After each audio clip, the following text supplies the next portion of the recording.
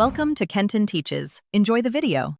You already have a published GitHub Pages site and control of your domain. Now start linking them. First, choose Apex versus subdomain because DNS records differ. Once decided, open your repository settings and navigate to Pages. Enter your custom domain exactly as you want it to appear. Make sure to enable Enforce HTTPS if available.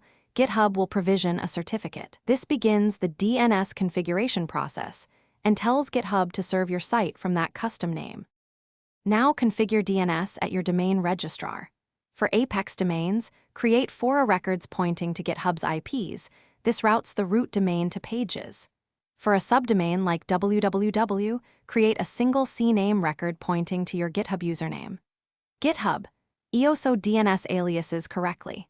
Once done, save and allow time for propagation. DNS changes can appear quickly or take hours. Make sure to remove conflicting records. No stray A or CNAME entries for the same name, since conflicts prevent GitHub from validating your domain. Finish by verifying the domain in GitHub Pages settings.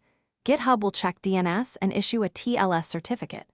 Once verification completes, enable Enforce HTTPS so traffic uses HTTPS automatically. If validation fails, make sure your DNS has the correct record type and no conflicting entries, and that the domain name is spelled exactly the same. If problems persist, use dig or enslookup to inspect DNS. Clear browser caches and recheck after propagation. Once